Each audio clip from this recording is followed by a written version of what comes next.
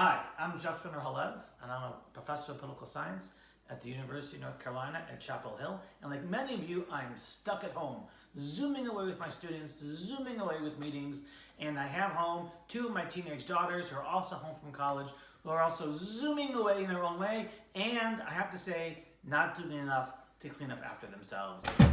Hey, Abba. Oh my God, what are you? What is this? But the question here today is not about my daughters, but how do we move forward? How do we get out of this mess? A vaccine for the coronavirus is at least 18 months away. That's just realism. And are we going to shut down society for the next 18 months? Are we going to look like this?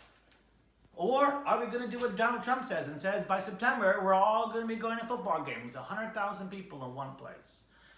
Instead, maybe there's a middle way. How do we move forward? What are the steps that we're going to take? So before we begin, let's get three bad ideas out of the way. First, some people say, let those who've had the virus go back to work while the rest of us stay home. Sounds reasonable, right? Why is that a bad idea? Because now you're giving people an incentive to get the virus. Many people will think that they won't get very sick, and in fact, we know 80% of people who get the virus have mild or no symptoms at all. And so then if you have this policy of having the virus go back to work, it means you're going to have coronavirus parties. Someone who's sick will have all their friends come over and it'll be kissing and slobbering all over. Bad idea.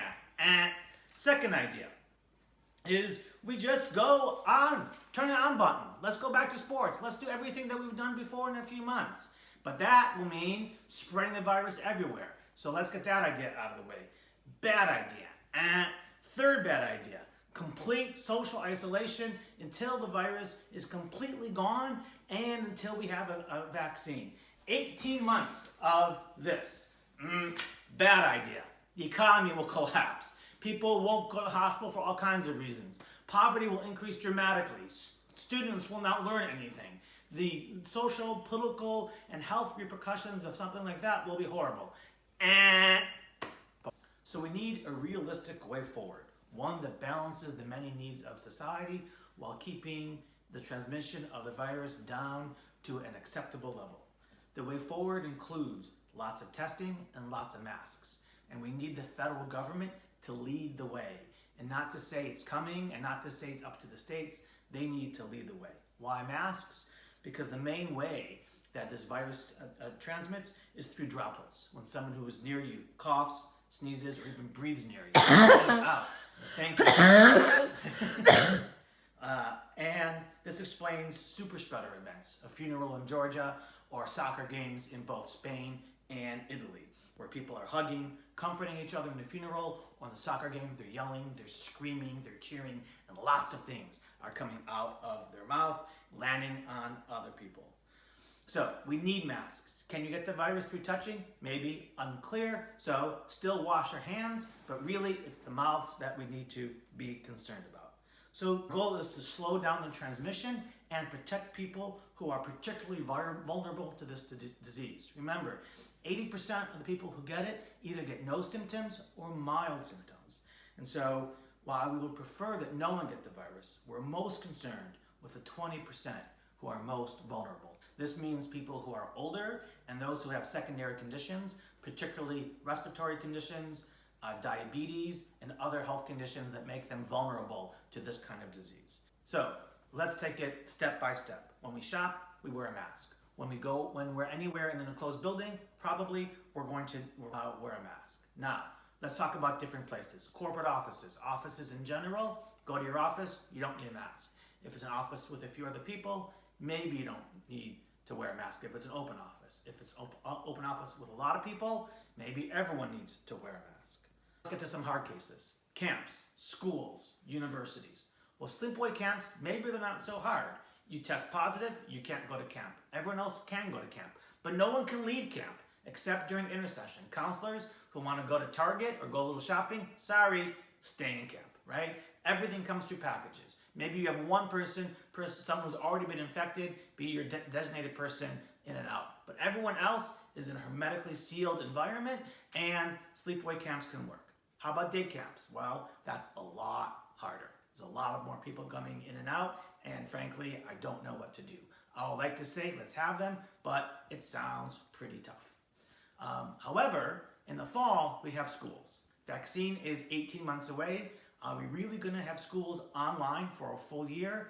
Frankly, that's an awful idea. A lot of learning will not happen.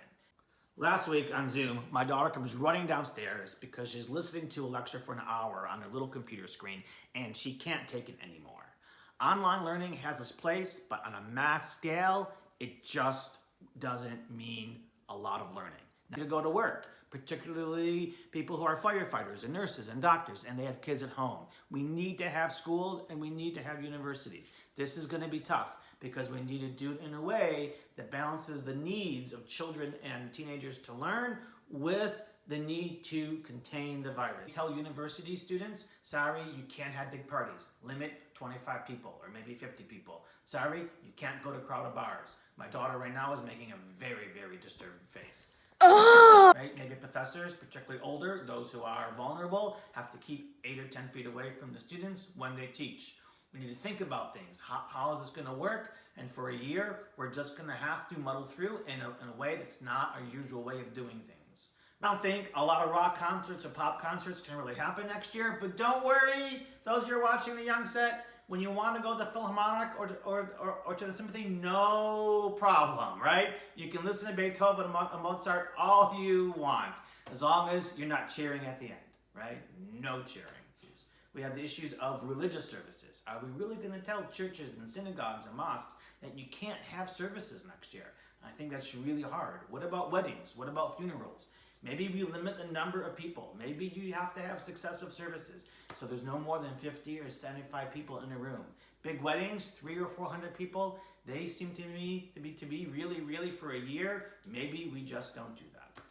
So one of the things in all this that we really need to be concerned about is that if we don't have school for a year, everyone loses out, but the poor lose out more because they're not going to have the parents that are going to have the internet connection and the education to make sure the year is not completely lost.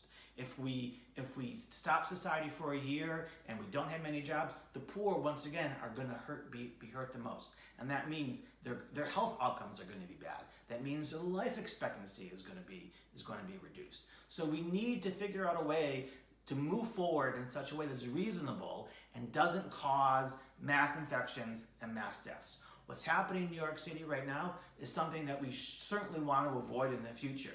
And so we need to figure out a way in which we can move forward and stop mass infection and mass death. And so we need to be reasonable about this. We need to think of masks. We need to think of testing. And we need to think of what we can allow and what we can't allow. And if you like this video, I'll do another one. See you next time. My name is Jeff, and this is The Way Forward. Go. My name is Jeff Spinner Halev, and this is The Way Forward.